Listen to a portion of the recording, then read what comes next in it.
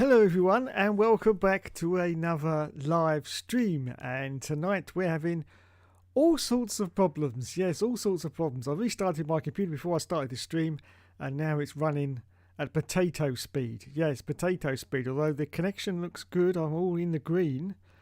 I don't even know whether I'm actually getting out to YouTube though, because everything is not appearing to be working. So bear with me. Bear with me. We have a few technical problems. I don't know what's going on. Okay, well, looking at that, it looks like we are getting out to YouTube. Okay.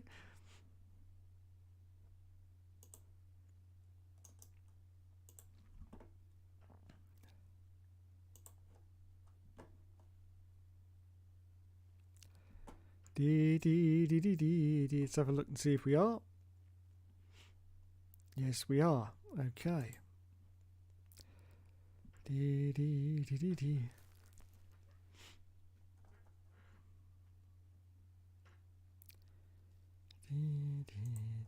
Right, let's do that. Let's get the link. Let's have a look and see if we are.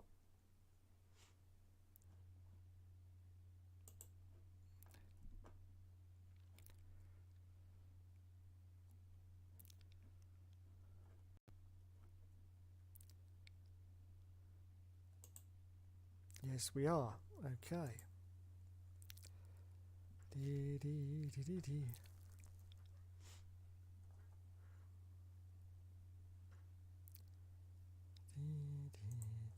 Right, let's do that. Let's get the link. Let's have a look and see if we are.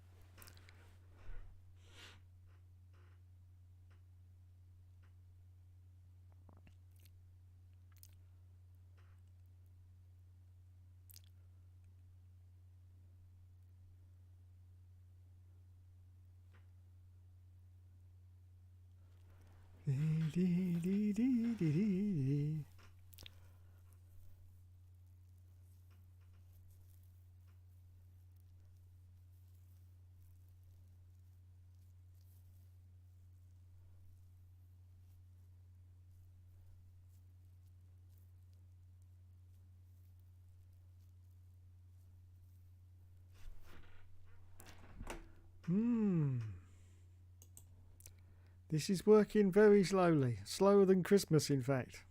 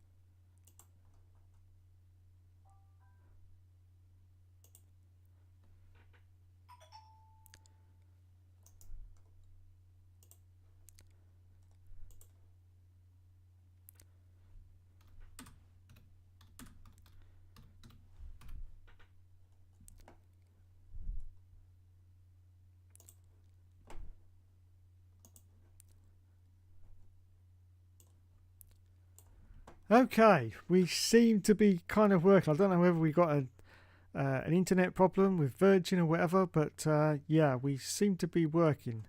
Doesn't seem to be anyone in the chat though, so I'm not quite sure whether I'm actually broadcasting. Let's have another check and see if I am.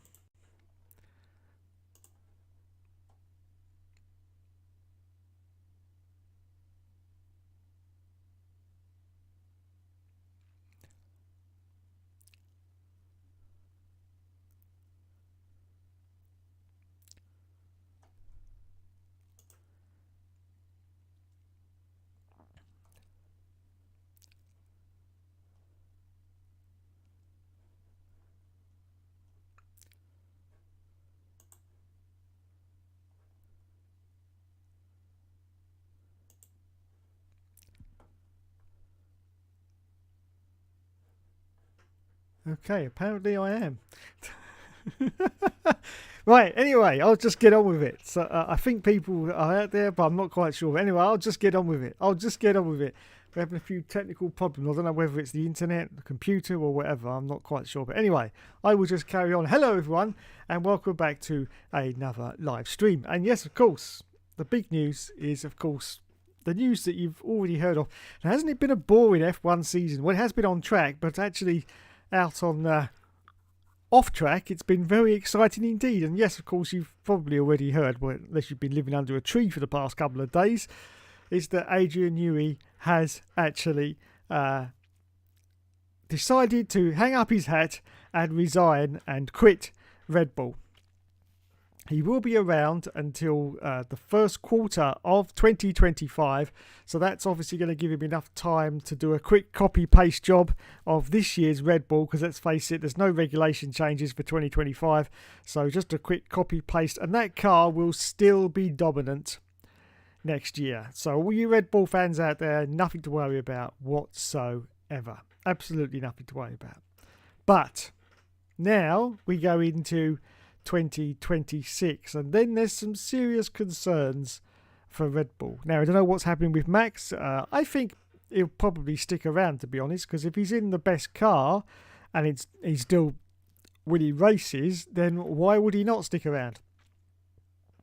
It's only when he starts, dropping down the field that he's going to think about moving to other teams. So he'll still stick around. So I think he'll still be around in 2026. But here's the problem for Red Bull in 2026, and there's a huge amount of problems.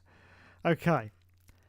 Number one, there will be no ADRIAN NEWEY. So the car for 2026 will have to be built from the ground up by a completely... Hello, Mr. Bois. He says, hello, old git. I'm a little bit concerned tonight if I'm actually broadcasting to anyone because I had a few problems starting up. That's why I'm a little bit late. And so, I mean, I'm looking at the indicators and apparently the stream is fine. It's excellent connection and the time's going up. So it's telling me I'm streaming, but I'm just not very confident that I am. All sorts of problems. It took me like literally 15 minutes for the computer to start up. And I'm not quite sure what's going on with the computer. It's gone very quiet. Very quiet indeed. That's unusual. It usually makes a bit of a noise. Hang on a minute.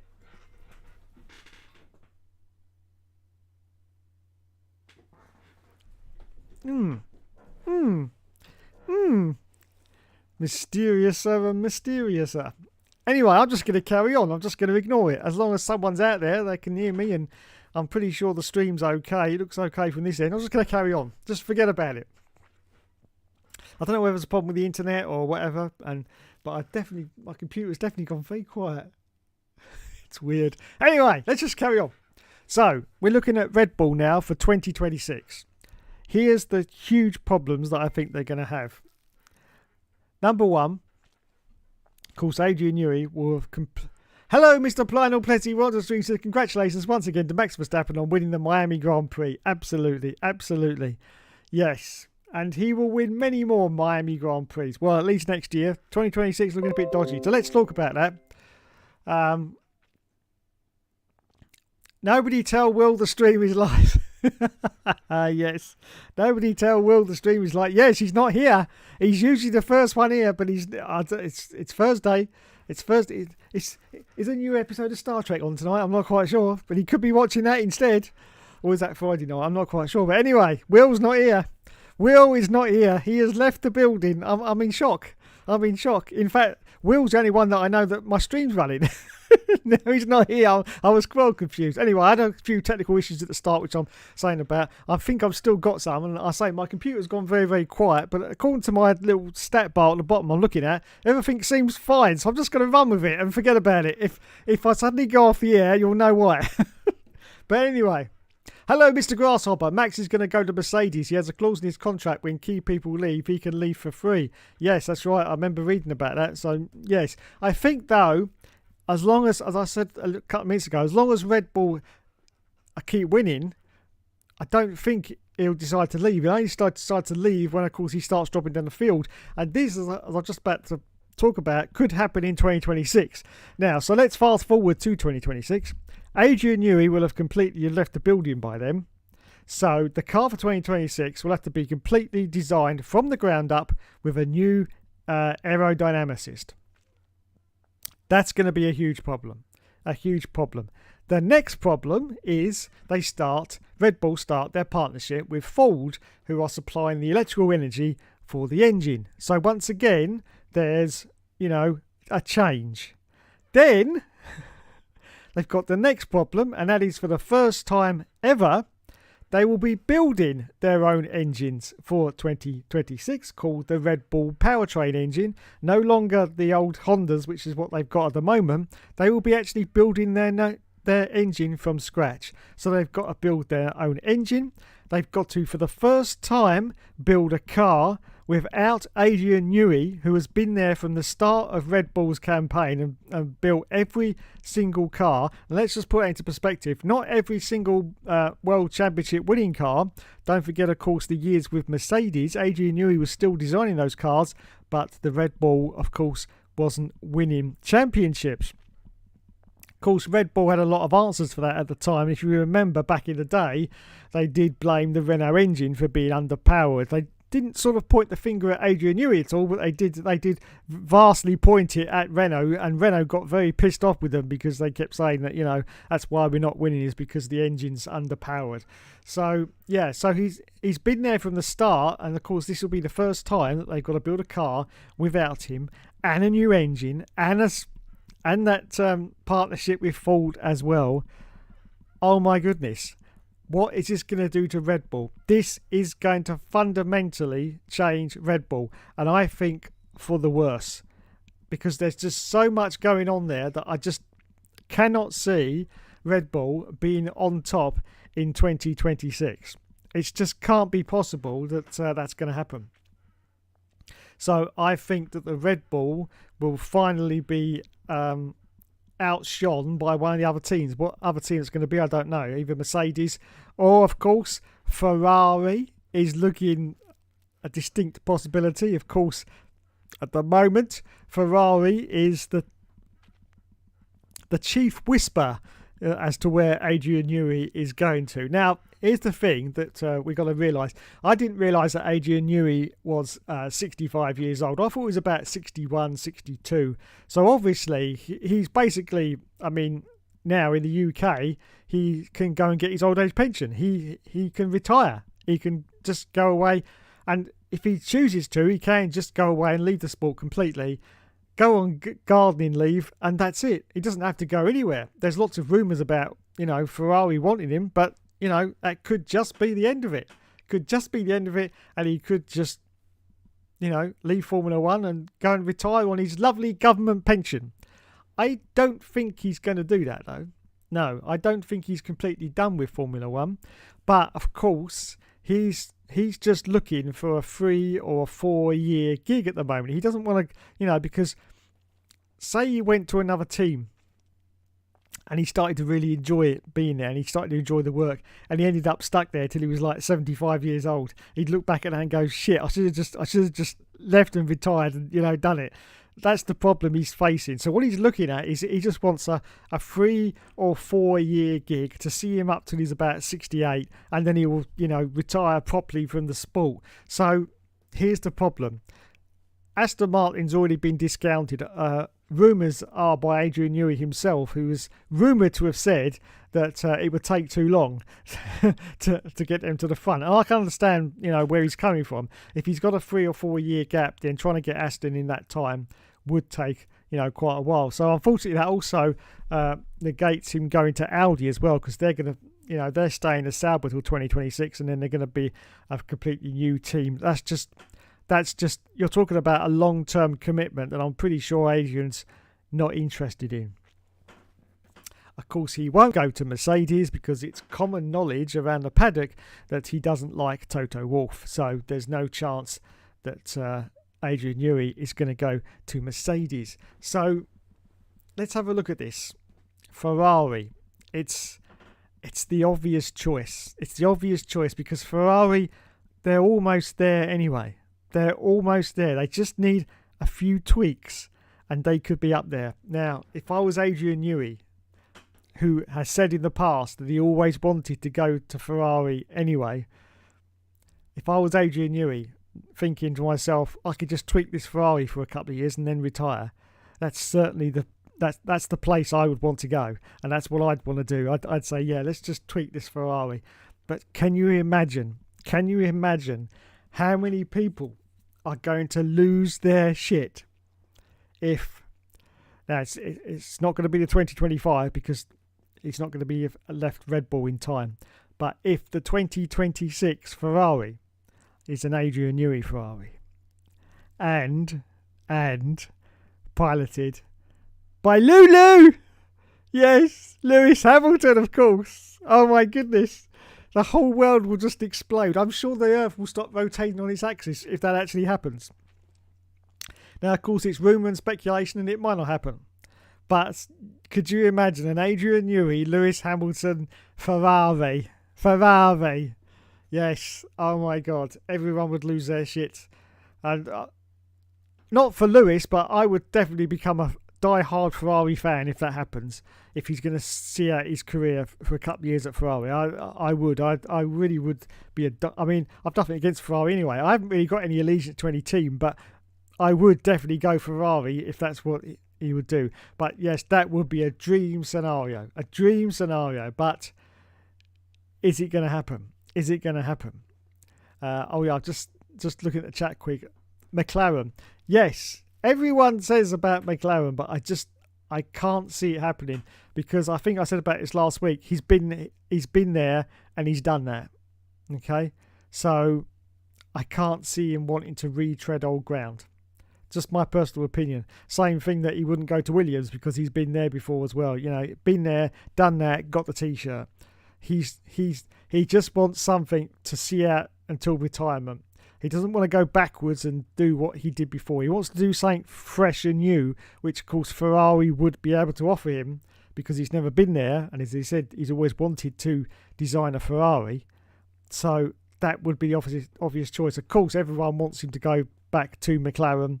Zach Brown has probably already tried to offer him mega bucks, but I can't see him doing it because, as I say, he's already done that, and he got those 98 McLarens out of the box, and they were absolutely unbeatable.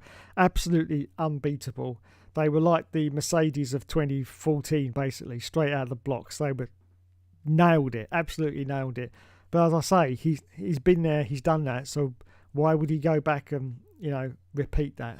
So McLaren, unfortunately, looks to be out of the running. So out of all the teams, Ferrari looks to be the top choice. So I would say it's either Ferrari or extended gardening leave, which basically means retirement, and then he calls it a day.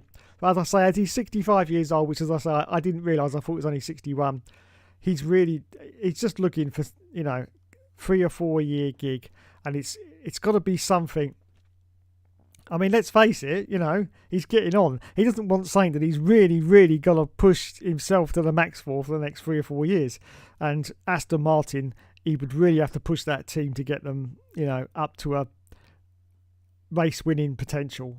Audi would be an even more of a difficult struggle because he'd be basically starting from completely scratch for Audi. It would be an immense task to do that, to get them up there. So yeah, just Just sit there with your little ruler, Adrian, and tweak that Ferrari car. That's all you got to do. That's all you got to do. Just give it a little tweak there, and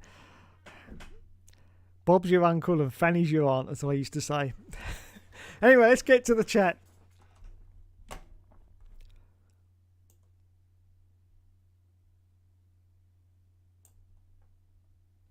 Praying that Newey goes to McLaren. Yeah, I know you are, but that's because you're a McLaren fan.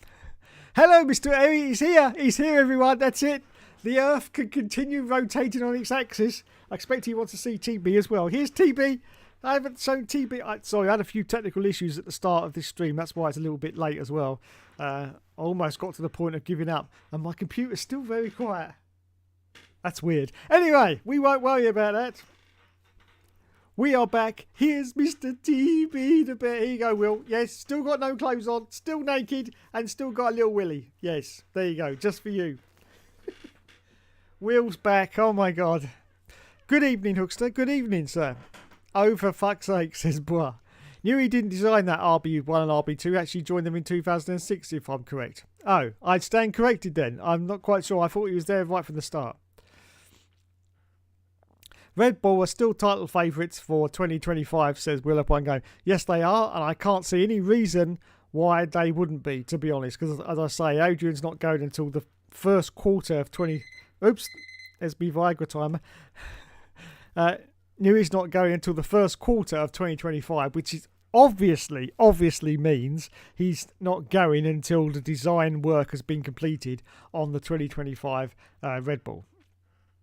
That's the only reason why he's going then.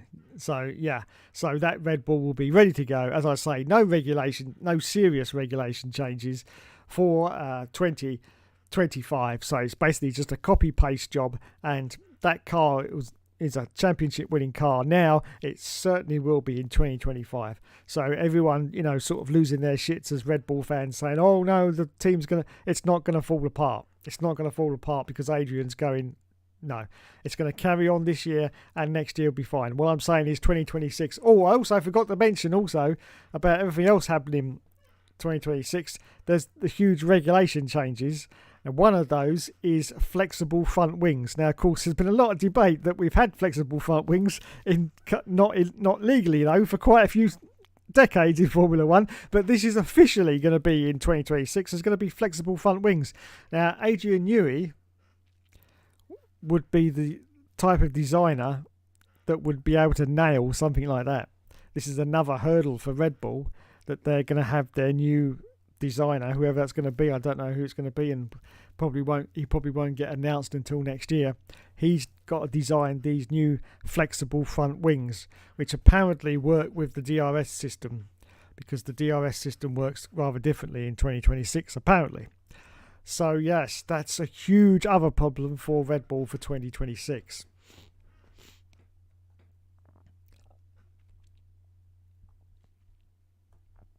Piss off, Will. I'm winning that quiz. 2026, yeah, big changes are coming, says Will. Yes, absolutely. As I said, if anybody didn't catch the start of the stream, for 2026, for Red Bull, they've got to design a car from the ground up without Adrian Newey, because they can't just use Adrian Newey's designs, because it's hard to explain, but you can't really come in as a new designer and just steal last year's car designs. You've basically got to do it yourself from scratch. That's usually how it works anyway in aerodynamic circles. That's a word that I almost got out. So yeah, you have to build it again from scratch, which unfortunately is what Williams had to do, if anyone remembers, in 1998 after Adrian Newey left the team. Yes, they had to build a car from scratch, and everyone knows how beautifully that 1998 car looked and how well it performed during the championship season as well. So yes, so in 2026 they've got to build a brand new car. They've got the Ford partnership deal with the electrical supplier to the engine. Okay, that's another hurdle, because things might go wrong there. Another hurdle is, for the first time, they're going to be making their own engines called Red Bull powertrains. No more the Honda engines. That's another huge hurdle. That could all go pear-shaped. So, oh my God, Red Bull got some serious hurdles for 2026 that they've got to overcome. And I seriously doubt they will still end up as a front-running World Championship winning team in 2026. They're still going to be up there. But I think that someone is going to come along and unfortunately they're going to end up possibly how they were during the Mercedes years, like second in the championship and stuff like that. I just cannot see any chance that they're going to be as good in 2026. So right now, they should be reveling in every win that they're getting. They should be, saying yes, yes, yes, because unfortunately, as they said in Terminator, there's a storm coming, and it's not a good storm. No, it's not a good storm. Now, of course, we've got to ask the immortal question. Well, I asked it ages ago, and that is, why has ADRIAN Newey left Red Bull? Well, of course, it's got absolutely nothing to do with Christian Horner, has it? No. No. The rumours are that ADRIAN said he was thinking about leaving last year. But after everything that has happened between Christian Horner, he's obviously decided that enough is enough. As I said in last week's stream, I think, the one thing, if you look through interviews and what have you with ADRIAN Newey, is he has integrity. That comes across all the time. And obviously he thinks that at Red Bull, some of that integrity has been lost. Now, Christian Horner has commented on him leaving and saying he is still my great friend, which sounds like a brilliant piece of PR spiel to me. Yes, he is still my great friend, but of course that doesn't mean that ADRIAN Newey thinks that he's still his great friend, does it? No. But so obviously he's decided to leave because of everything that has happened this year between the completely innocent Christian Horner. Yes, allegedly. Because we still can't, say anything about it. But so that's obviously why he's decided to hang up his hat, because he just feels that the situation at Red Bull is no longer tenable. And as it says in, there's a clause in his contract that if anything like this happens, he is allowed to get released from his contract. Anything that would, see him to be further damaged in the future due to, the Christian Horner situation, he can say that's it, and I can use a get out clause, and he can be gone. And that's obviously what he's done. He's invoked Article 12 or whatever it is, and he has decided to leave the building. He is still going to be building Red Bull's hypercar, which comes out, I think, next year. So he's going to be concentrating mostly on that. So the F1 car, but as I say, there's not much to do on the F1 car for 2025. Just copy paste last year's basically, because no serious regulation changes. So nothing's going to stop there with the dominance of Red Bull. Unfortunately, we're still going to have another year of it. So, anyone who's a Red Bull fan, don't panic, because there's nothing to panic about, really. Only in 2026. Then you can start panicking. Me, on a personal level, I really can't wait for 2026 now. I just wish that this year and next year would hurry up now, because I just want to be on that starting grid for the first race, wherever it's going to be, probably Bahrain. For the first race in 2026, I want to be there, and I want to see who is out on top, because I'm 100% confident that will not be a Red Bull on pole. It's not going to happen.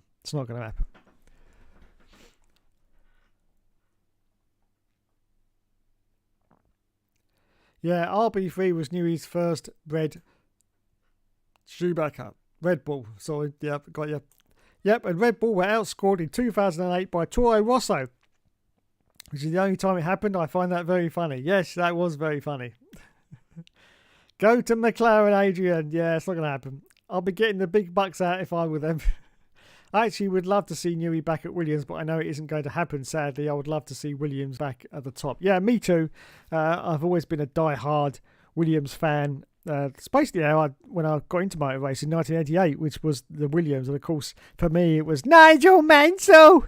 And then, of course, Damon Hill after that as well. I was always a fan of those, so that's how I got in. But Williams were just such an iconic team back then. I mean, they still are, but sadly, not to what they were before. But yeah, so Williams for me was just brilliant. And yeah, I'd love to see Williams back up there.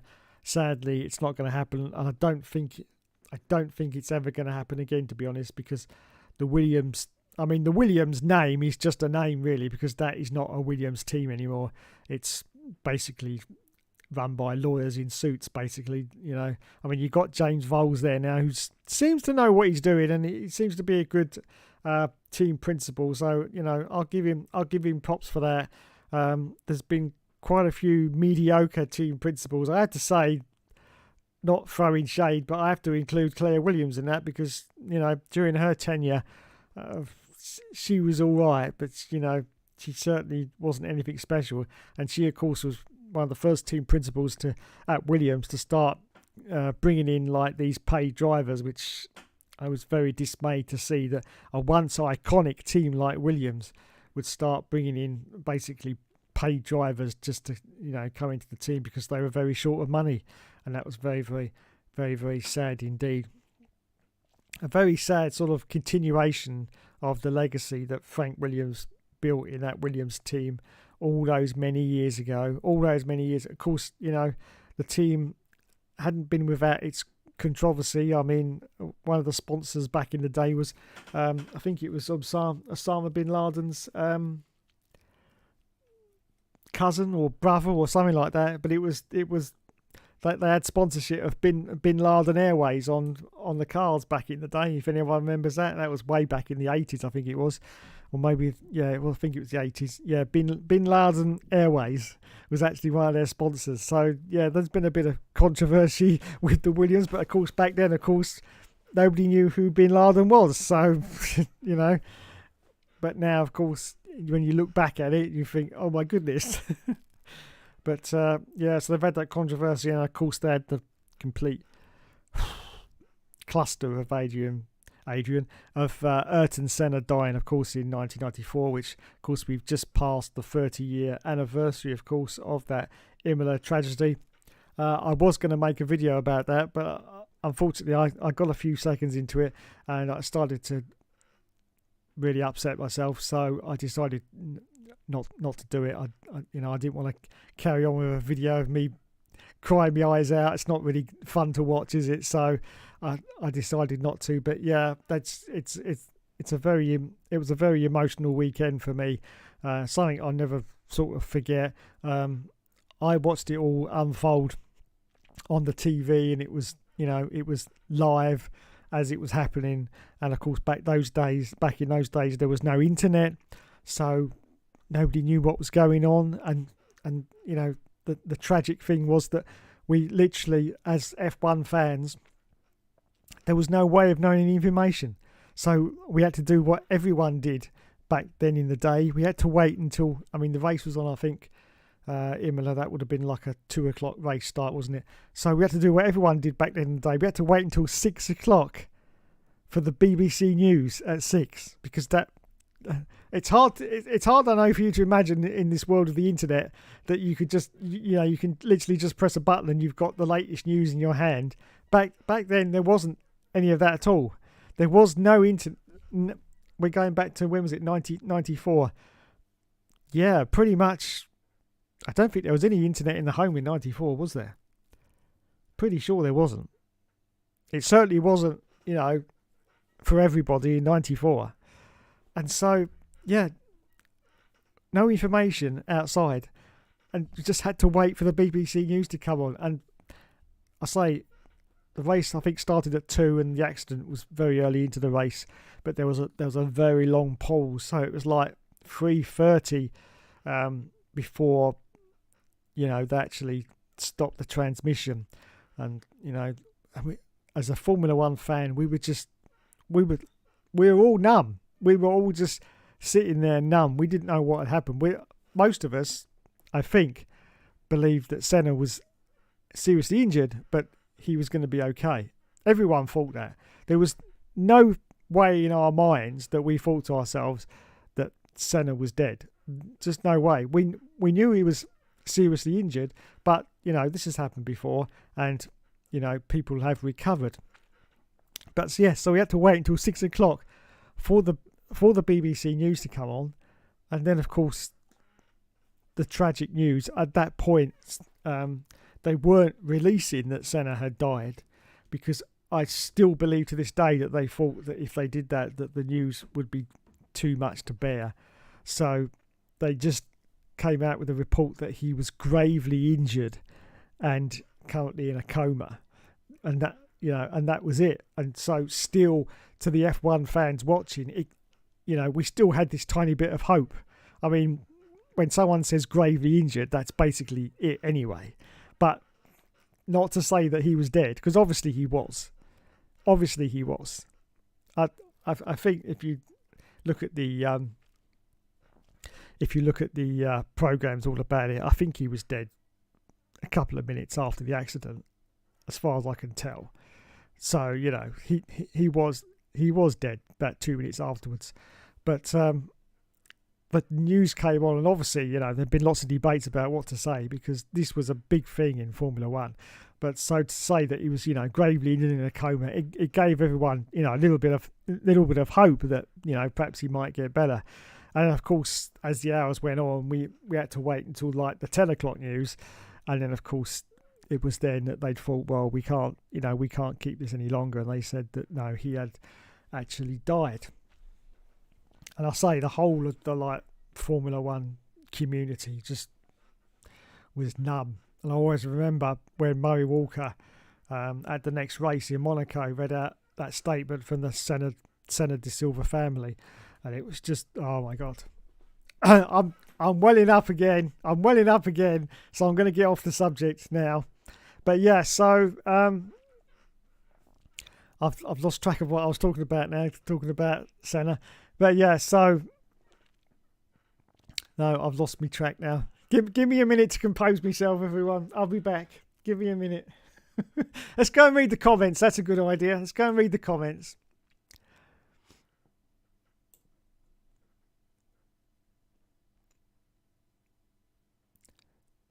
If NEWEY won't be willing to go to Aston Martin for their Honda partnership, then McLaren probably wouldn't interest them, to be honest. Yeah, that's true. If he goes to McLaren, he can design their road cars after they retire as well. He retires. Yeah, that's true. He can. Good evening, TB. Yep, we've had TB. He says good evening. Hello, Plano Plessy. I reckon Adrian Newey will go to MasterCard Lola. Surely he can turn the name into a... Well, yeah, it's about time, Plano Plessy. It's about time that the MasterCard Lola wasn't turned around, because how many years has it been now? How many years has it been? Oh, my God. It's got to be, what, 28 odd years, hasn't it? And what happened? We've never seen them again. I'd just love to see them again. I really would. The most disappointing thing I find is every time a new F1 game comes out, the My Team, when you can change the livery, I try every year to try and get the MasterCard livery, but it's never quite just right, so I abandon it. But it would be great if we could actually get a livery looking very close to the MasterCard. I'd love that. I might even do a career on it. Josh's scripted F1 2020 career mode. Oh yes. Yeah. I could tell you some secrets about that career mode, but I won't. But I could. Yes, there was a little secret. I'll let you into a little secret. A little secret concerning a corrupted save file. Yes, corrupted save file. But I won't say any more.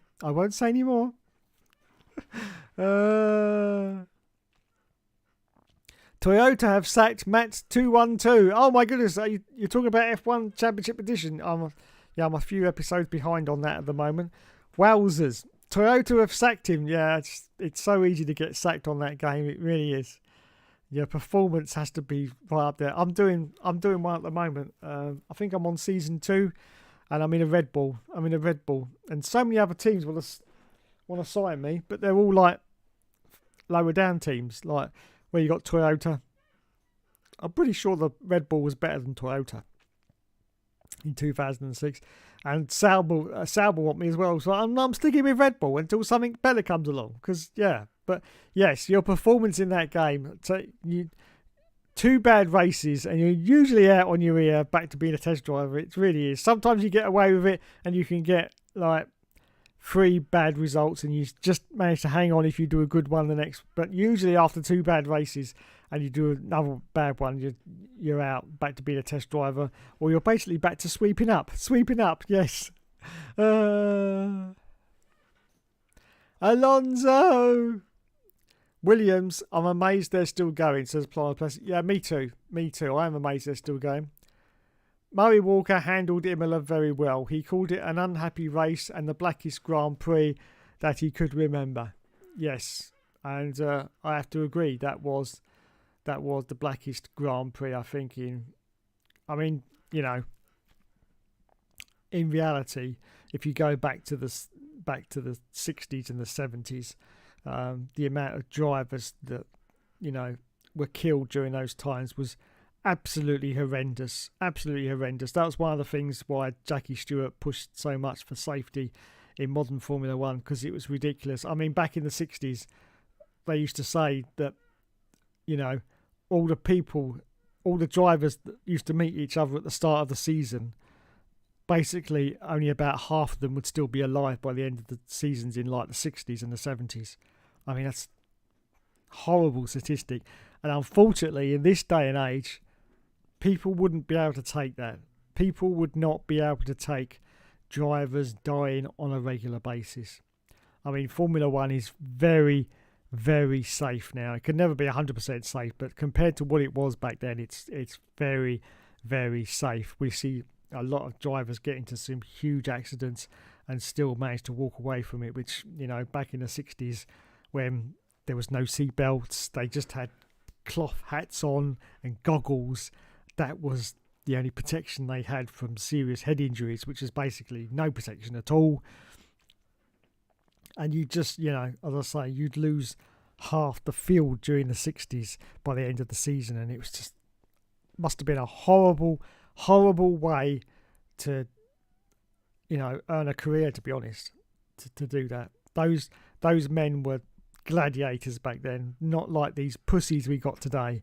They were gladiators. They really were, because they were putting their life on the line just for our entertainment, and that was it.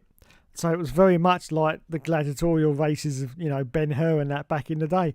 They were risking their lives just for our entertainment. As I say, thankfully Formula One now is a huge amount more safe than it was back in those days. I'll say it's never going to be 100% safe, because it's still a sport and it's still a dangerous sport and anything can happen. As we've seen, unfortunately, other people have lost their lives. Of course, we had, I think the biggest one in Formula One recently has, of course, oh, excuse me, someone sent me a message. I mean, we've had Hubert, of course, but he wasn't in Formula One, but that was horrific. But we've had injuries as well, of course, in Formula One, with Billy Munger, of course, losing both his legs, and there's been lots of others, of course. And of course, the biggest one in Formula One recently, of course, has got to be Jules Bianchi. That's probably the biggest one, and that's the one that sort of affected us the most in recent times.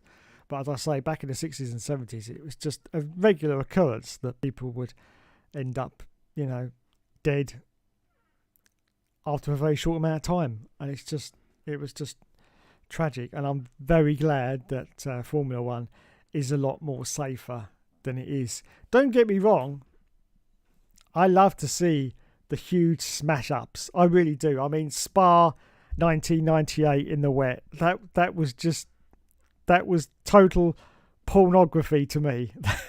F1 pornography. That was just absolutely brilliant.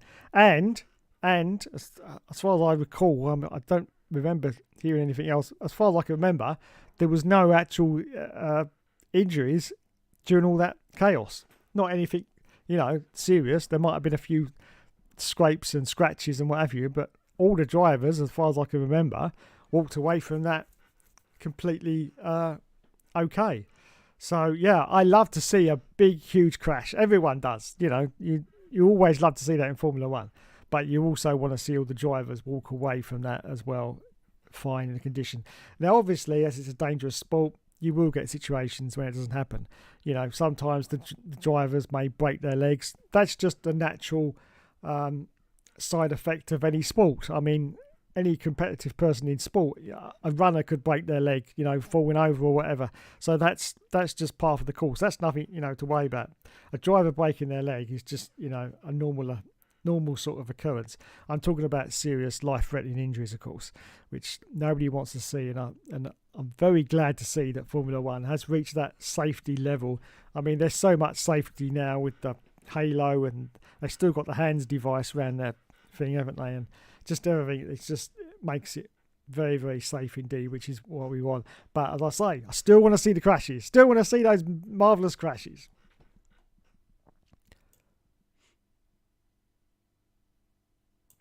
The BBC Two highlight show was instead replaced with them informing of Senna's death. Murray also said he put Senna up in the top 3 with Newey and Jim Clark and even Sterling Moss. Yes. Absolutely. But of course, let's not forget about Roland Ratzenberger. Yes, let's not forget about Roland Ratzenberger, because unfortunately, due to Senna's death, a lot of people do forget about Roland Ratzenberger, because obviously he wasn't the star driver, so he does get pushed to the side. But let's not forget Roland Ratzenberger. There is a video out right now on YouTube. At first I thought, because it came out on the anniversary, at first I thought this is very insensitive. But then as I watched it, I thought, and I read the comments, there was people saying, "Oh, thanks for uploading this." And I went, "Yeah, no, you're being stupid, Dave. No, it is actually a tribute." But look it up on YouTube now. It's Roland Ratzenberger versus Roland Rat. I know it seems like such a thing to put on, but it is meant as a tribute, and because obviously it features Roland Ratzenberger, and it was uploaded on I think the 1st of May. But yeah, go check it out, because it is rather good. It was made back then in the 80s, of course. But yeah, so quite a good thing to watch.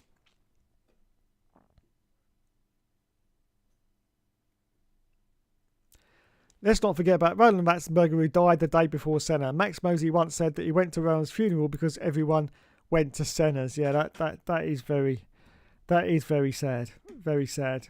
That, as I say, just because he was the lower driver that he just forgotten about. But his death meant just as much as Ayrton Senna's. Just because Ayrton Senna, though, was more popular, and you know, he was actually overlooked. But I'm glad to see that on Twitter and places like that, they do still remember Roland Ratzenberger, so that's good. BBC Two also did a Senna tribute show, but for some odd reason it was shown on a Wednesday afternoon. Yeah, I think I remember that. Bois says, still easier than F104. That's true. Toyota were better than Red Bull in 2006, finished a point below BMW Sauber. Oh, they were better than... Oh, perhaps I might change teams then. But, yes, oh dear. I wonder why Toyota keep wanting me to drive for them.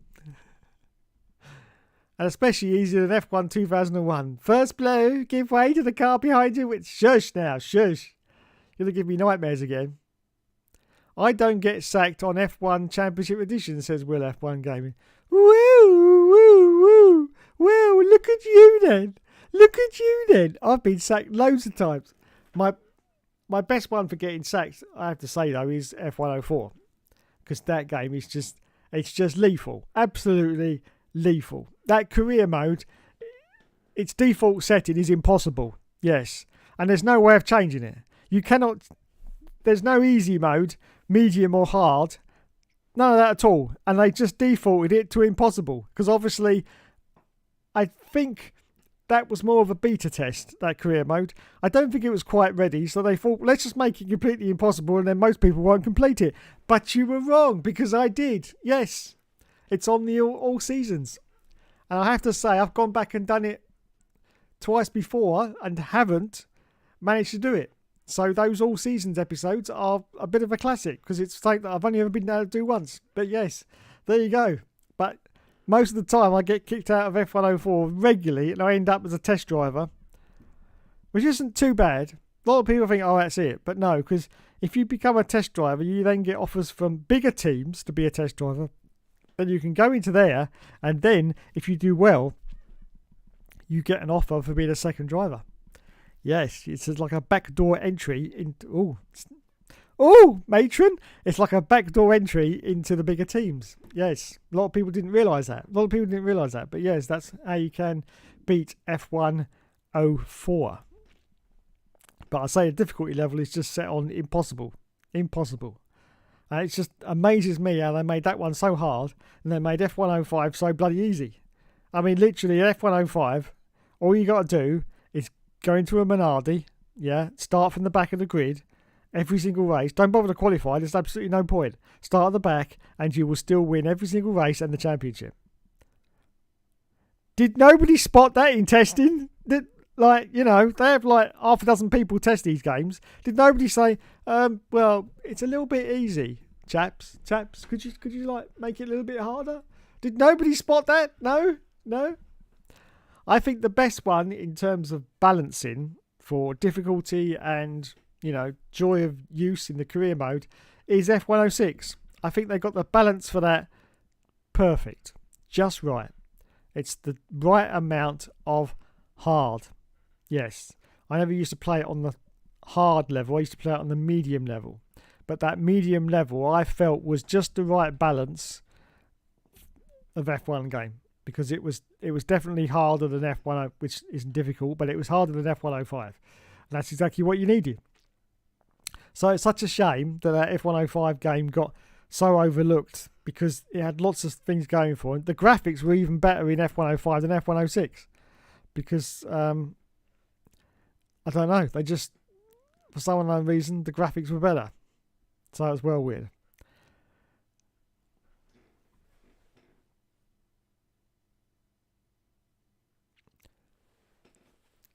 Will said it's not quite as hard as Dave says.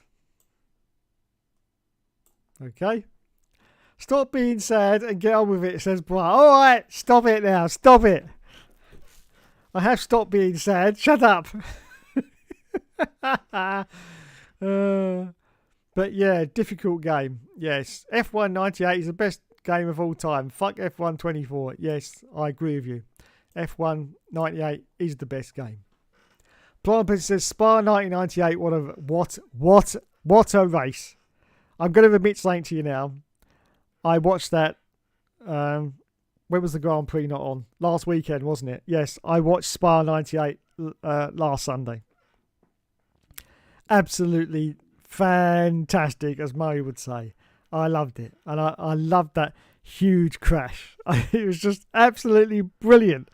I mean, was there a single car that got away with that unscathed? I mean, there's probably a few of them, probably about 4 or 5, but it just looked like every single car had just ploughed into each other, and it was just perfect. It was a perfect motor racing crash, and as I say, thankfully, as far as I can remember, there was no injuries whatsoever.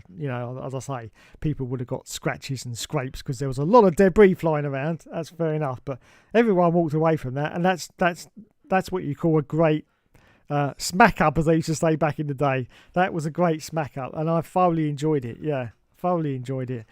And then of course we got to the Damon Hill bit, didn't we? Where he's basically out in the lead, and Ralph Schumacher's absolutely pissing all over him, and and you never heard that radio when the race was on live because it wasn't on there, but if you go back on YouTube you can hear it where he's saying, now listen guys, I sound like P.S. Luton rules now listen guys, are we going to be sensible now, are we going to do something a little bit stupid? In other words, what he was saying was that Ralph Schumacher, don't let him overtake me because, I want all the glory because I'm going to win this bloody race. Don't let him overtake me, even though he was absolutely pissing all over Damon. Absolutely. He was catching him, I think, 2 seconds a lap, something like that. But no, oh, come on, guys, because, if we take each other out, it'll be a huge calamity, won't it, guys? Guys. Oh, Damon, you cad. You absolute cad. So I got to watch that bit as well at the end, and of course Ron Dennis up there on the pit wall with Eddie Irvine, Eddie Jordan, Who I didn't know is Adrian Newey's manager. Wowzers. Well, they said he always had an eye for the young lads, so, you know, I think Adrian's a bit too old now, though, to be a young lad. So there you go. But yeah, he's. I didn't know that he's actually Adrian Newey's manager. Yes. Wowzers. Who knew? It's in the Red Bull press release, but it's all over the internet now because everyone saw it on the bottom of the press release and decided to release it on Twitter like you do. So yeah, unbelievable scenes. But yeah, so that's an all-time classic race, and I love the Jordan part of it as well, and the fact that Damon got the win, and then there's Ron Dennis. If you look on the pit wall, he's sitting there massaging Eddie Jordan's shoulders as getting right to the end of the race. Fantastic. And Damon Hill wins in Belgium. Fantastic. Dave wants to copy Josh's scripted F1 2020. Yes, I do. Barrichello was a bit knocked during the Spa 98 smash up. Other than that, they were fine. Yeah, as I say, I don't remember reading that anyone had anything, you know. Bit knocked. That's not too bad, is it? Let's face it. Where's the Josh video? I'm still working on it. Toyota, so much money, yet they didn't win anything. I know. Very, very strange that was, wasn't it? Just goes to show you, though, that you can't always come into Formula One and expect great results. I mean, we've seen it in the past. And let's just use BAR as an example. Old Craig Pillock, as I used to call him, Craig Pollock, came in all the balls and the bluster of the world, said, yes, we are going to win our first race. Yes. They didn't know, did they? No. They didn't get anywhere near to winning their first race, but, you know, that was just the balls on the guy. I mean, BAR did pretty well towards the end, but definitely not a championship winning team. But, of course, Toyota had all the stuff in the world to be a championship winning team. I mean, they'd done the Le Mans, and in that beautiful, I'm going to mention it again, Toyota GT1. Yes, I love that car. And I think they just thought that they were going to come into Formula One and knock it out of the park. But unfortunately, it did not happen. For Toyota. And they sort of left with their tails between their legs, really, didn't they, in the end?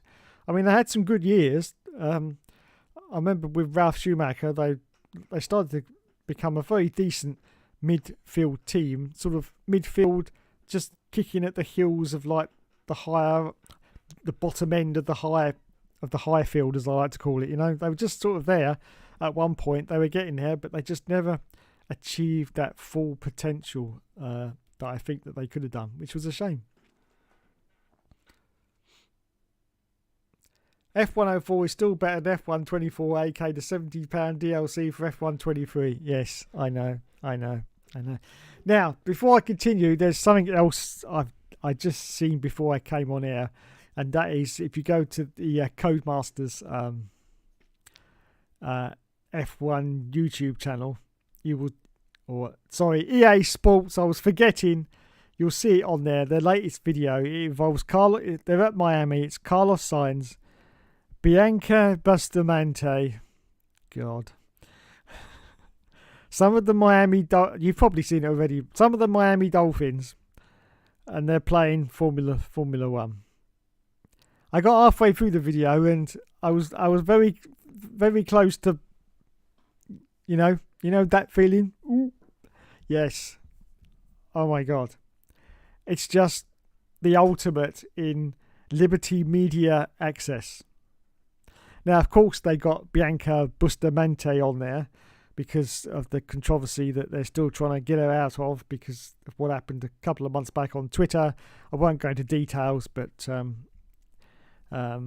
basically she sort of took the piss out of someone who was autistic, and everyone started throwing hate her way. And so, her sort of reply to that was she paraded her, I think it's her brother, but don't quote me on that, but a relative anyway, but I think it was her brother, on Twitter because he is autistic, and basically saying, no, it's okay, everyone, because look, I've got one too. Look, I've got one too. Yes. And everyone on Twitter basically lost their shits. Really, they did. They said, oh my God. They said, in fact, I remember some of them saying, get off Twitter and hand this profile over to someone at McLaren and get them to manage it, because clearly you have got no clue what you're doing, because there's no... you literally paraded him, you know. She posted a video of her back with him, but it was back in 2021, so she couldn't like do one recently. No, back in like 4 years ago, you know. And it was just a mess. Anyway, I've been watching... let's get off that subject. I've been watching Bianca Bustamante on the F1 Academy. And my opinion is very little talent. I mean, a lot of people say, well, she's gone to McLaren, so she must be good. That doesn't mean anything. These days, you don't need talent to go anywhere. No. Hi, Lance Stroll. How you doing? Hi there. Yes. Hi. How you doing? As I say, you don't need talent to go anywhere these days. And Bianca Bustamante hasn't got any. She's there for a few reasons. One, she looks quite attractive, which obviously is going to pull the attention of all the young lads trying to get into Formula One. That's one reason why she's there. The other is because she's because of her nationality. I think she's Philippine, Taiwan, something like that anyway. And so obviously they're trying to get that sort of connection into Formula One. And of course you've got the connection that she's joined McLaren as in the F1 Academy. Great. No problem with that whatsoever. Just one problem. She's got zero talent. She really has. I've been watching her in the and there's nothing there. There's nothing there. No skill, no racecraft. Just no. Boring, bland. Trying to be a pop star basically, and failing miserably. Yes. She's trying to take that when they were really famous, and she's basically take that as they are now. Yes. Back of the queue, lads. Back of the queue. So, yeah, I've got no good things to say about Bianca Bustamante. Tell you what, if she was a brilliant driver, being really successful in the F1 Academy right now, I'd completely reverse what I'm saying. But she isn't, because there's very little talent there. She's just, once again, eye candy for the boys.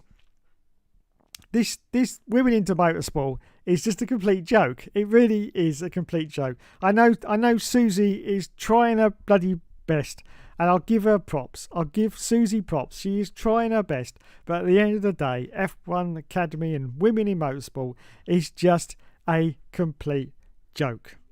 Because the only way they can do it is to get eye candy over talent. And that's it. Just, Now, the person who is currently blasting everyone's doors off in F1 Academy, I don't know if I can say this politely, is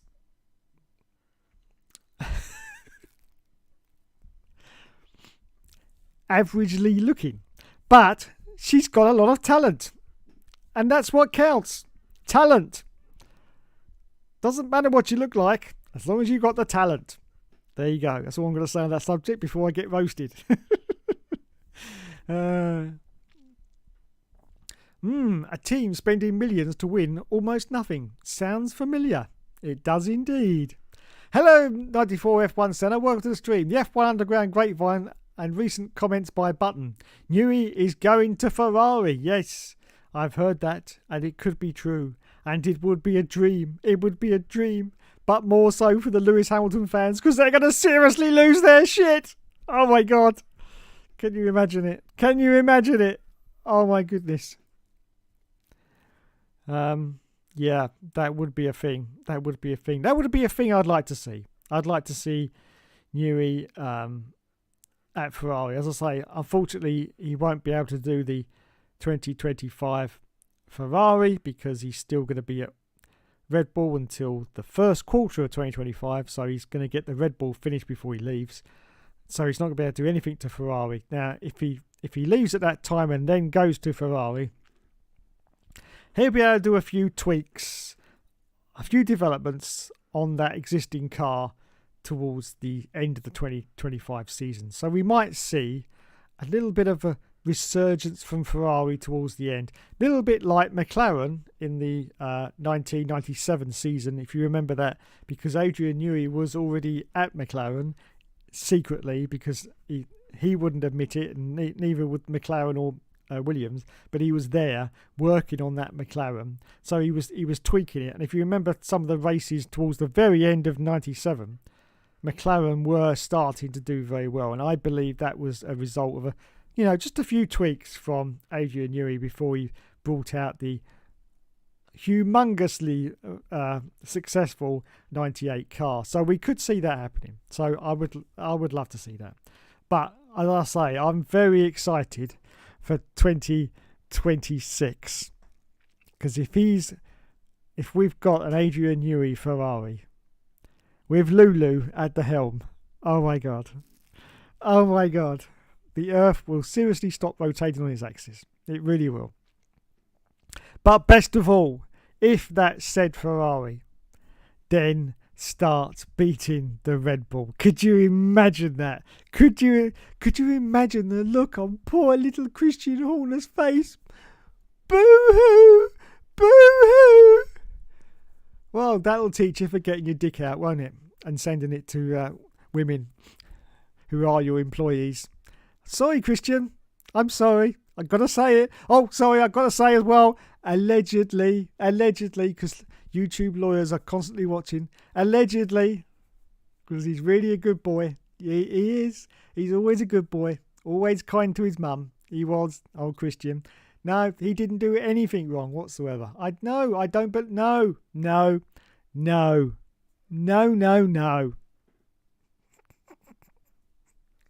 What a lot of balls. What a lot of balls. Of course he was guilty, allegedly. It happens all the time in big business, I'm telling you. They're all at it. They're all sending dick pics to everyone. Come on, he's in charge of a F1 World Championship team. He gets bored. For Christ's sake, sitting there in his office. Oh, hang on. I think I'll get me dick out. Who should we have this week? Oh, who's that? Oh, Susie. She's only just started. Oh, look, dick pic. They're all at it, mate. They're all at it. Don't you believe a word of it? Allegedly. So, yeah, but can you imagine Christian Horner's face if he's getting beaten by a Ferrari? Made by Christian Horner? It would be great. It would be great. It really would. Yes.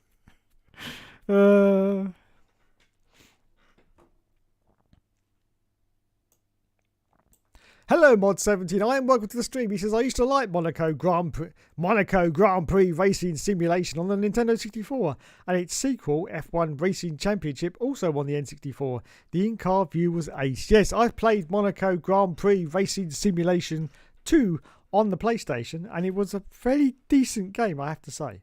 It came out at the same time, just after, in fact, F1 98, and it was my saviour. It was the game that saved me from the aberration of F1 98. Yes, so I have a lot of respect for it. Unfortunately, it didn't have the official teams and drivers, though, so it was all made up. So the liveries were all, not the same, and the names. But it did have a name editor, so you could change all the names to the 98 season if you wanted to, and I used to do that. And you could save it on your memory card, and all the names would be saved on it. So it's great. And I did enjoy that game very, very much. I remember it on the Nintendo 64. I think I remember the advert. Is that the one that had the instant rewind? Is that the one? Because I remember that advert going around at the time. You lot probably might remember. Well, some of you might if you're old enough. And he goes, the only one with instant rewind. And the same advert used to keep just rewinding itself. And it was just got really annoying after a while. But it was all over the adverts at the time. It really was. Constantly playing that. If that was the one, I think that was the one. Will says that's relating to F1 Championship Edition. Yeah, thanks, Will. Monaco Grand Prix Racing Simulation had a career mode. The career mode was stripped out for the sequel, but the sequel was in a high resolution if you had an expansion pack. Well, nice one. Yeah, there wasn't a career mode in the one I had, just the normal championship mode, you know. Pick a driver, run a championship, and then start again. 90-foot Damon Hill, Hungary has to be. Yes, absolutely. The first four wins, I think it was for Jordan. Yes, Jordan were underdogs. P.S. Luton rules, I thought Will would like that one. Eddie Jordan recently said he almost fired Ralph Schumacher mid-1998. Yes, I remember seeing that as well. 1998, wowzers. He didn't do too bad, did Ralph, in that Jordan, I have to say. He didn't do too bad at all. He did a lot better than Damon did in the 1999 Jordan anyway. But it wasn't my fault. It was the car. It was the car. It was those stupid groove tyres they made me race on. I could never get to grips with them. Excuse the pun. Yes, those stupid groove tyres. Never get to grips with them. That was Damon's excuse why he was shit. And why Heinz Harold Frentzen was doing so well in exactly the same car. Yes, exactly the same car. He was trouncing Damon, he really was. And then, what was it? Halfway through the season, Damon said, no, that's it. I'm retiring. I'm done. Yes. Sad end to the story for Damon, though, I have to say. I mean, I was an avid follower of him during his championship campaign, of course. 1996, Japan, the famous Murray Walker, and I've got to stop because I've got a lump in my throat. That was just absolutely fantastic. Yeah, it's absolutely fantastic. But then it just all went downhill, didn't it? Literally. Having to leave a top team and going to Arrows because that was basically all you could get at the time. And Arrows was seriously underperforming. Yes, we all know about the one where he nearly won a race at Hungary, but unfortunately he didn't win it, did he? Nearly is not winning, unfortunately, in Formula 1. But he did come close, so well done. But yeah, but apart from that, that Arrows was, yeah, it's just well, it was the year before, it was a bottom runner, and it certainly was in 97. Damon managed to wring as much as he could out of it, but not enough. Then, of course, he went to Jordan in 98 because he said he wanted to get on. I never understood that. I always thought Jordan was sort of a sideways step, not an improvement. I personally would have tried to get a McLaren seat, because you imagine if he'd got that McLaren for 98. Oh dear. But he didn't. So there you go.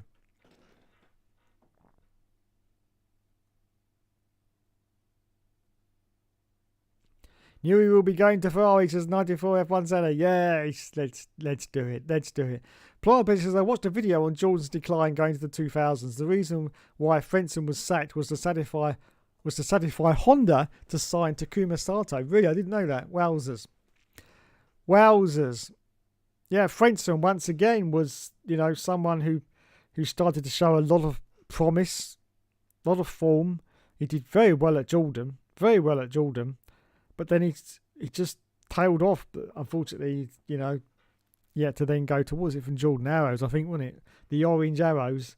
And then the story just, because of course Orange then folded, didn't they? Ended up just qualifying in one of the races, wasn't it? And then they packed up and went home. I can't remember. But yeah, so that was another sad story, really. Heinz Harold Frentzen. But to sign Takuma Sato, it's laughable really these days, isn't it? Laughable now. Signing Takuma Sato. BAR scored no points in their debut season, and then they beat Jordan the following year due to using the proper Honda engines instead of Mugen. Yeah, that's right. I remember that. Big thing at the time, wasn't it? The fact that one was using the official Honda engines and one was using the Mugen Honda engines. I remember that. Yes, I remember that. And then, of course, they both ended up using the Works team. I think I've explained that before about the differences between a Works engine and a customer engine, which is what the Mugen Honda would have been. And basically, with a works engine, the works engine is delivered to your factory, and with it you get about 15 or 20 Renault mechanics and engineers who all through the season sit there and work on that engine to try and improve it, up the horsepower and lots of stuff. That is a works engine. That's the works engine deal. A customer engine is basically you drive to the factory. We'll use Ford as an example. So you drive to the Ford factory in your transit van, and you go up to Henry at the counter and you say, I'd like half a dozen Ford engines, please, Henry. And he said, certainly, sir, certainly. And then he shouts to Charles, yes, on the forklift, sir, we need half a dozen engines. So he comes out with his forklift. You then go back into your transit van, and Charles then loads in these 6 engines. Sometimes a bit of a tight squeeze, and he's got to really push them in the back of that transit to get them in there. And that's it. You have got the engines that you require for the F1 season. So you then get back into your transit, drive back to your factory, and don't forget, a little bit slowly because you've got 6 engines in the back and they're a bit bloody heavy.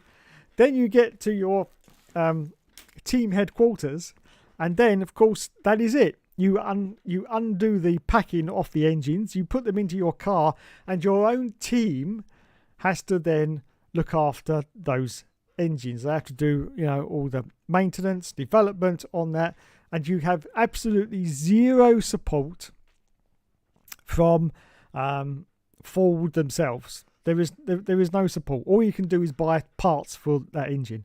Whereas, as I say, with the works engine, you've got their own mechanics standing there constantly trying to improve this engine, and if anything goes wrong, they are there. If anything goes wrong with your Ford engine, you've got to ring up Claude back at the Ford place again and say, well, I think this part's not working. He says, oh well, we'll see if we can get another one of those parts in. No, it'll be Tuesday now, mate. It'll be Tuesday, yeah. So that's the problem between. I may be exaggerating slightly there, but that's the problems between a works engine and a customer engine. And so basically that's why in terms of Formula One, a customer engine never does as well as a works engine. And we saw that more significantly, I think, in 1998 when Renault left the sport, and lots of their customer engines were used in teams because they still had Renault engines, and they didn't realise that Renault were going to quit. Renault did quit Formula One quite quickly, a bit unexpectedly, so they had to continue because they couldn't find any other engine suppliers with the customer versions of the Renault engines, which they then rebadged themselves, didn't they? You had the Mechachrome, the Play Life for the Mechachrome was for the Williams, the Play Life we had for the Benetton, of course, but they were basically Renault customer engines. Yes, and I'll say that there's a difference, and it's very rare. I think it's happened a few times, but it would be very rare for a customer engine to be able to outpace a actual works engine. It's very. I think it's probably happened on occasions, but it is a rarity because, as I say, there's a difference between a customer engine and a works deal. BAR never won a race. No, they sure didn't. To be honest, I do think Stroll has some form of autism. I think you could be right. Look closely at Lance Stroll, his real dad, Lou Ferrigno, aka the Hulk. Yes, I think that could be right as well. Just watch Max go to Mercedes. That's a possibility. For 2026. Yeah, as I say, it'd be stupid to leave Red Bull right now because there's no reason to leave. He's still winning races, and he'll still be winning races in 2025. There's no chance that he's not going to, because as I say, copy paste job on the car, job done. So yeah, he'll still be there. 2026 is going to be the kicker, and he may decide to stay, or he may think, I'm out of here. So he could go to Mercedes. That would be funny. Talking of failed teams, cough cough, Alan. Yes. Are you talking about the Prost by any chance? Yes. Oh my God, that was That was a disastrous experiment that went wrong, didn't it? Prost, yes. Ligier, Prost, goodbye. That's basically it in one sentence. Ligier, Prost, goodbye. Such a shame. Such a shame. I mean, everyone thought it was going to have huge potential, run by an ex-F1 driver. I'm sure Alan thought that it was going to be good, but it just didn't come off, did it? And then, of course, they had lots of engine problems, didn't they? Deals fell through. I think the engine they were supposed to have, couldn't get. They had like the Peugeot engine, didn't they? And they wanted to change to someone else, and I can't remember the full story, but I know they had a lot of engine problems. Brian says Ralph did well for Jordan. He got 3 podiums and then he went to Williams and had a great 1999, even if it was a one-man team, because Zanardi sadly struggled. Yes, Zanardi did sadly struggle in 1999. Prost had potential in 1997, but then Panis's crash happened. Yeah, that's a shame about Panis. He had a lot of potential, but after he broke his legs in Canada, his form took a serious dip, and I don't honestly think he ever actually recovered from that, to be honest. I mean, they were pretty serious leg break injuries, I remember, on both legs. So I just don't think that he ever fully sort of, got back to the form that he had, which is a shame because he had real potential there. The N64 version of Monaco Grand Prix Racing Simulation was a much better game than the PlayStation version. It didn't have a rewind feature as far as I can remember. I haven't played it for 24 years, something like that. Oh, okay. That must not be the one I'm thinking of then. Hill turned down McLaren for 1998.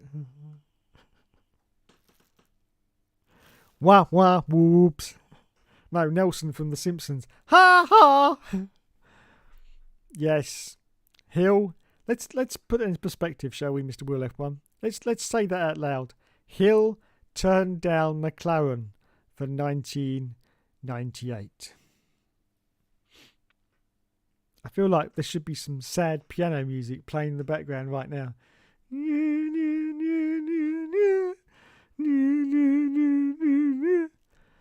If ever there was a history of bad decisions in Formula One, that was probably one of them. Yes, that was probably one of them. Oh my God. Oh my God. I mean, they could have got rid of David Coulthard easily, couldn't they, after his shocking performances in the Williams when he crashed on the formation lap. So he wasn't really held in very high regard. So it would have been easy to get rid of him. But he turned them down. Can't believe it. Can't believe it. So is anybody out here buying the F1 24 game? I will stop you there, sir. Yes, me. Not because I want to buy the bloody thing, but some stupid pillock when they started up their channel almost 10 years ago decided to call it F1 Games PlayStation. So, ergo, I've got to buy it. Do I want to buy it? No. Am I going to find it for the cheapest price? Yes. I've currently got it up for $59.95. Yes, on disc from the game collection. That's the cheapest I can find it right now. I'm looking around, but I can't find it any cheaper. But that is, that is the total amount I'm willing to pay for it. Really is $59.99, 95. Sorry. Yes, I still haven't ordered it yet because I'm waiting to the last possible moment. But yes, no, I don't. In the first week of release, or is anyone waiting for a drop in price? I think everyone's going to wait for the price to drop, basically, because it drops hugely after a very short amount of time. Yes, it's down to like 25 quid after only about 4 months. It really is. Really is. I saw the Champions edition of F1 23 4 months after release for 20 quid. And that's the full, full spec, like 80 quid version. I saw it in the PlayStation store about 4 months after release for 20 quid. So that just goes to show you.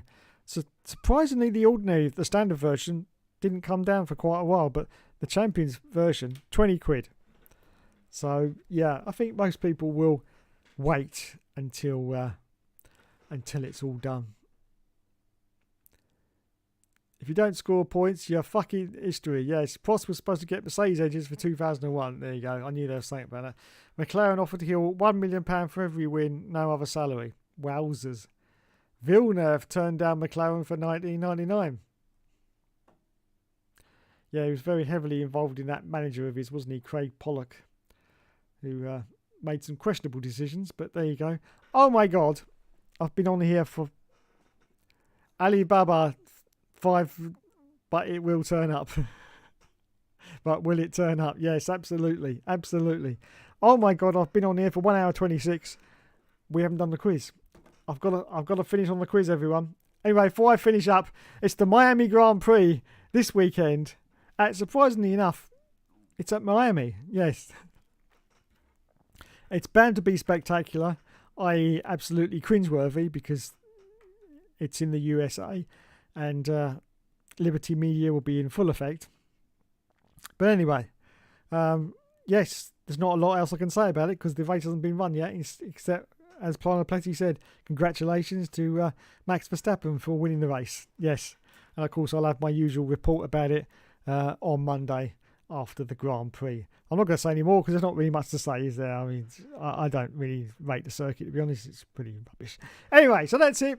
Craig Pillock, that's the bloke. Oh, wow. Right, that's it. Let's get into the...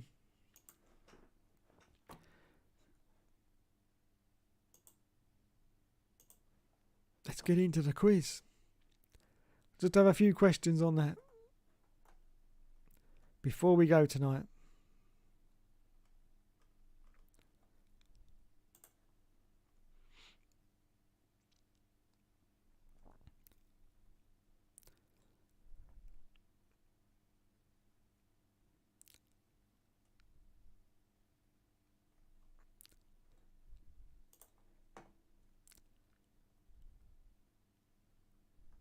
Right, here we go. Now this section's quite good because you get the first answer and you've just got to fill in the second answer. You just got to fill in the second answer. Now, once again, I thought it was in New York City. Love, Dave. Love. Thanks, mate. Okay, so here come the questions. Once again, I can't stop you from using Google because how can I police that? I absolutely can't, so feel free. But of course, if you know the answer to these questions, you will have a huge advantage because you can just type it in without having to look up on Google. There you go. Now, unfortunately, there is a stream delay on some people watching these streams, so they won't be able to get their answers in time. It's only just for fun. It's just for fun, okay? So, you know, there's no prizes, no prizes.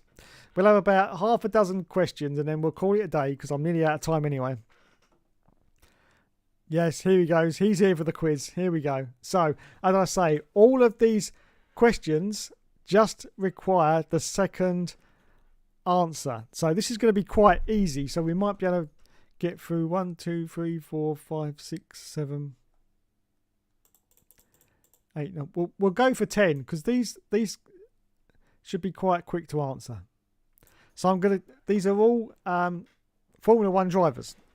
These are all Formula 1 drivers, and the easy part is you get the first name, you've just got to tell me what the second name is. Okay, so it's Boaz says, I have calls to make. Hello, Stingray Rob, and hurry with it. I've got calls. I'm sure you do. Right, okay, I'm going to hurry because he's going. Let's go for it. So, fastest finger first. The first one in the chat is the winner. I will write down the names of who's competing when everybody sends answers in, because I don't know who it's going to be yet. Well, I'm gonna put Bra down because he's obviously going to be playing, and Will's going to be playing as well. But the rest I'll add in a moment. So here we go. We'll do quick 10 questions. Here we go. First question. So I'm going to give you the first name of the driver. You tell me what the second name is. Question 1.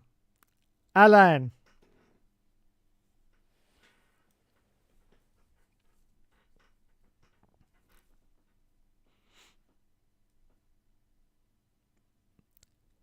Prost. Bra's got it. 1 point. Well done. Anyone else going to come in?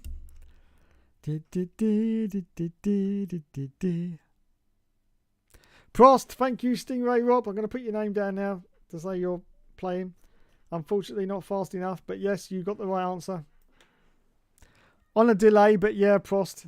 Thank you, Will. Yep. We've got it. We've got it. Right, okay. Looks like 3 of you are going to be playing. Here we go then. Here we go, everyone. Question 2. Ayrton.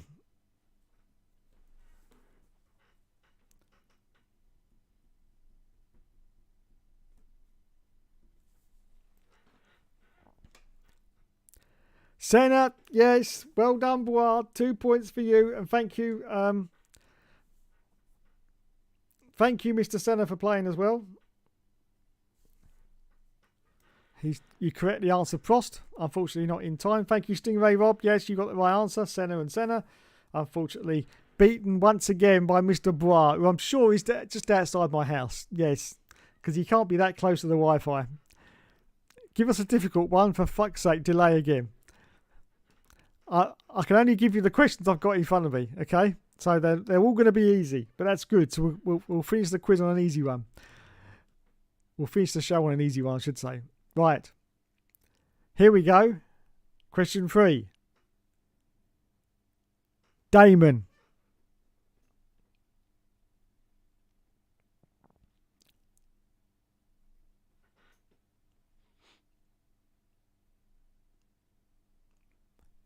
Hill.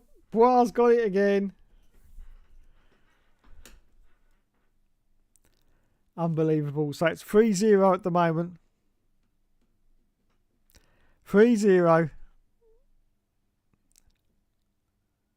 Hill. Thank you, Will. Correct answer. He's typed it in before I've even heard, says Stingray Rob. Hill. Thank you, Mr. Senna. That is correct. Think of an obscure driver yourself.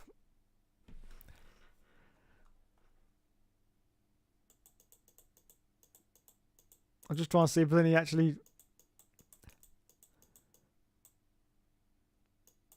in the questions. No, there isn't. Okay, we'll move on to the next set of questions. How many did we do there? We did three questions on there, so we'll do a few more general questions because they are quite easy. So here we go then. Let's get your mind going now. Oh, these ones will be good. Right, here we go. Next question. Who won the 1965 Formula One World Drivers' Championship? Vettel. Thank you, Will. Who won the 1965 Formula One World Drivers' Championship?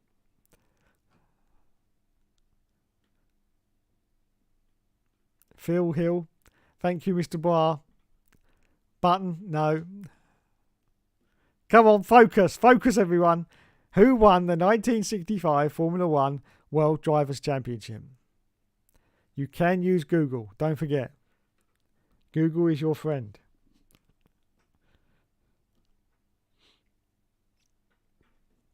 Clark, yes, Mr. Stingray Rob, well done. Point on the board for you. You are correct. It was Jim Clark, and you even put Jim Clark before anyone else. Rinked was 1970. Yep. Yes. Well done. Yes, you see, 3 to Bois, 1 to Stingray Rob. Thank you, Will. You got the right answer. Just on the delay, of course, Jim Clark. Well done, Sting, for using. Right. Next question. Who won the 1966 Formula One World Drivers' Championship? Dun, dun, dun, dun.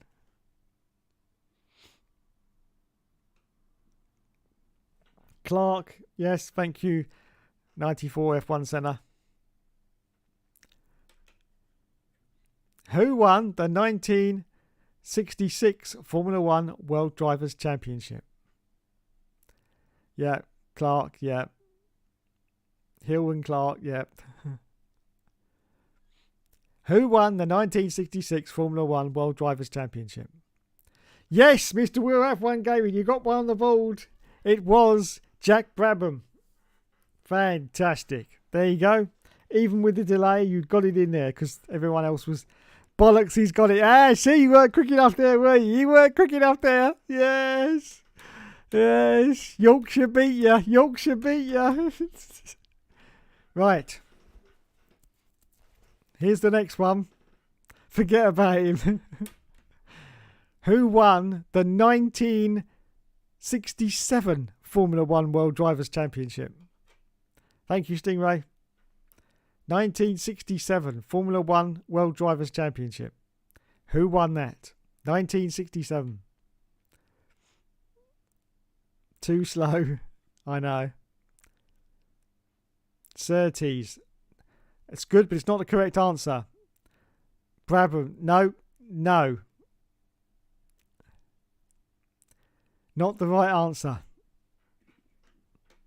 Who won the 1967 Formula One World Drivers' Championship?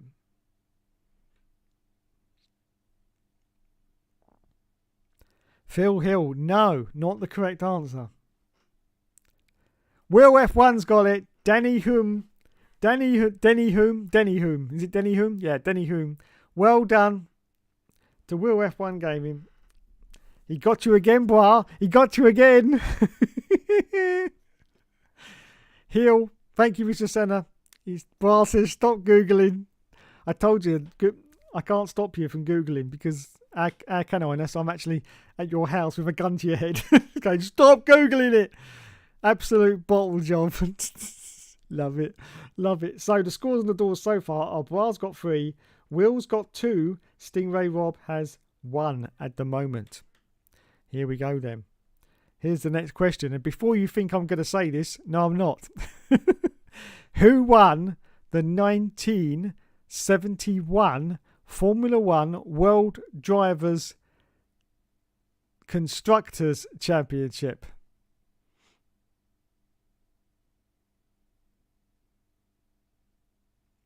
Who won the 1971 Formula One World Drivers' Constructors' Championship? Now, it says just World Drivers' Championship, but that isn't correct. It's the Constructors' Championship because it's actually the name of the team.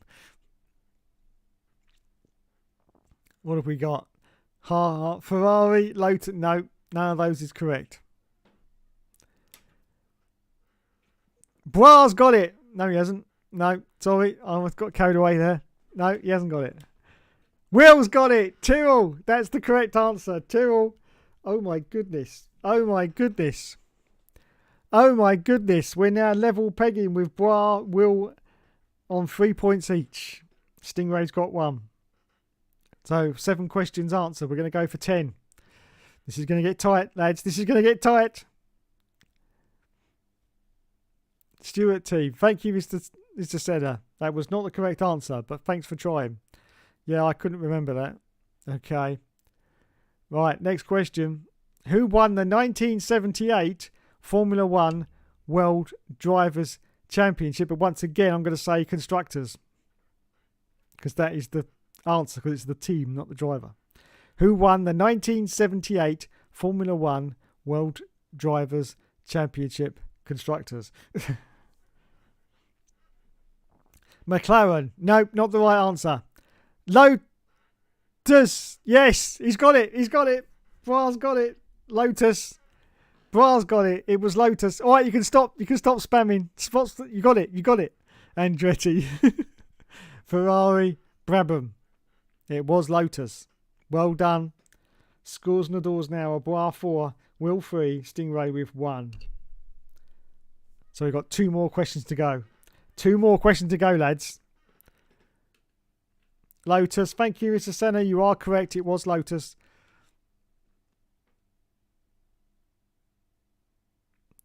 Give us a more recent one. No. No. You just look it up on Google like everyone else is.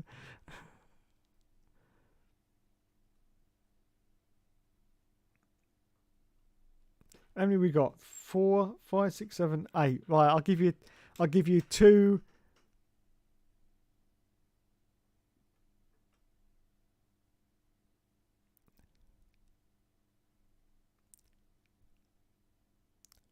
I'll give you 2 fairly recently to finish off them. And there'll be a 10 questions done.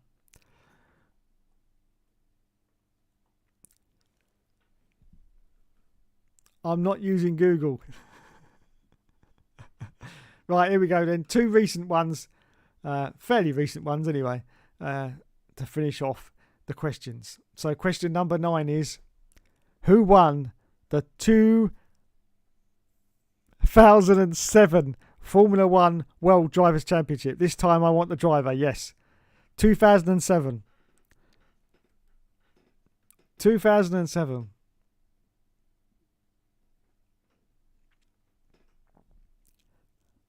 Yes, Bois got it. I think he should have done. It was, of course, Kimi Raikkonen, which, as his name's Bra, he should have got it, really. He should have got it. Yeah, Raikkonen says we'll have one go. So it's five. It's 5 playing 3. 1, 2, 3, 4, 5. 5 playing 3. It's the last question. So I think yeah, it would be funny if Bra got it wrong. Thank you, Susanna. Kimi is the right answer.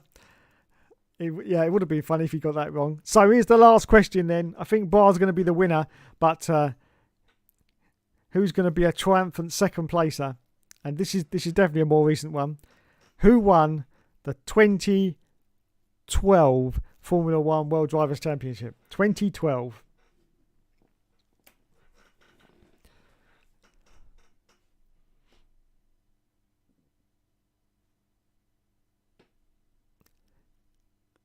Yes, he's got it. Bra's got it. Sebastian Vettel was the right answer. Yep. I am crap since having a recent strike. Oh, I'm sorry to hear that, mate. Vettel third title, yeah. Well, there you go. 1, 2, 3, 4, 5, 6. 6 for Bra in the end. 3 for Will, and 1 for Stingray Rob. Also, Will says he's got a delay. That's a great excuse, isn't it, lads? Vettel, yes, thank you, Mr. Senna. You are correct. It was Vettel. So Bois is the winner once again of the quiz. That was a dreadful performance from. I don't know why you say that. You still bloody won it. He's like the Max Verstappen, isn't he, of these quizzes? You know. Oh yeah, well I won it, but it's still a terrible performance. Undeserved win, to be honest. To be fair, KD should have got all 10 as he's the only one not on a delay. That's true. That is very true. Anyway, there you go. That's the end of the quiz. And that's the end of the stream. Thanks so much for everyone for watching tonight. You have been awesome as always. Thanks to 94 F1 Senna for joining me tonight. Thanks very much, mate. Good to hear from you again. Thanks to Will F1 Gaming. Thanks to Bois. Just scrolling up the stream, see who else is left. Stingray Rob, of course, was in there. Thank you, Stingray. And did I mention Will? I probably did, but we know Will's in there as well. There was someone else, though. Let's have a look. Don't want to miss the names off. Mod79. Thank you, sir. Mod79 was in there. Oh, and Plynal Pessy. I almost forgot Plynal Pessy. Oh, my God. Just scrolling up the stream, you see. Trying to see. I think that's everybody. Oh, no. Grasshopper was in there right at the start as well. Thank you, Grasshopper, for being in the stream. I apologise at the start of the stream. I had some technical issues, but it's working all right now. My computer has still gone very quiet. It's very weird, but it's working, so we won't worry about it. Scroll back down to the bottom. Bye-bye, says Mr. Senna to everyone. Yeah, bye-bye from me as well. Thanks to everyone. You've been awesome, as always, and enjoy the Grand Prix at Miami, because it's going to be great. We know it's going to be great, so enjoy the Grand Prix. I really can't wait for the highlights, which I will probably fall asleep 10 minutes after it started. This is what I usually do. I get some very good sleep during the races now. Very good sleep indeed. Wake up 20 minutes later and just manage to catch the last 10 minutes. Great. That to me now is Formula One in a nutshell. Anyway, we won't worry about that. Thanks everyone for goodbye TB. Oh yes, we better do a goodbye TB to Will, otherwise he'll get well upset. Here he is. TB the bear. Everyone's favourite bear. Look, he's naked. He's all naked. Look, naked. Look, can you see his willy? Can you see his willy? Look, there's his little willy. There's his little... I know, I can't see it either. He swears that's his willy, but it just feels like fur to me. I can't see his little willy at all. No. You can see it. Look, there's his little tail. He's got his little tail. Look. And look. Can you see his little bumhole? He's got a little bumhole as well. Little bumhole, yeah. Little bumhole, yeah. But I swear he's got no willy. I swear he's got no... There's nothing there. He's lying. He's lying to all the ladies. There's nothing there. No, nothing there. Nothing at all. Anyway, there's Mr. TB. Yes. Everyone's favourite bear. Yes. Greatest Lewis Hamilton fan. Still can't work out why. No, it escapes me. Anyway, bye-bye from TB. Why is Grogu wearing a... Oh, that's my new Grogu. Oh, God, look at all that mess behind me. No! That's my new Grogu. I got him for... I was giving that as a Christmas present. There's my old Grogu. See my old Grogu? He's the one that's sitting in his pod or whatever. Sitting on his potty. That's the old Grogu, but I got a new Grogu now in a Santa costume. There you go, look at that. I've also got, this was given to me for Christmas as well, it's a BB-8. If anyone's a Star Wars fanatic, they'll know exactly what I'm talking about. There he is, look, little BB-8. See him? I got that for Christmas as well. Yes. Well, it makes a change from socks. So yeah, that's my new Grogu. My new Grogu. Yes, I've got 2 Grogus now. Yes, I hope they're not going to mate with each other. Otherwise, it could be a horrible situation that could turn out of that. Anyway, that's it from me. Thanks so much for watching, everyone. You've been awesome as always. Enjoy the Grand Prix on Sunday, and I will catch you in the next video, which will, what's today? Thursday, which will probably be the all season now on Sunday. Thank you very much.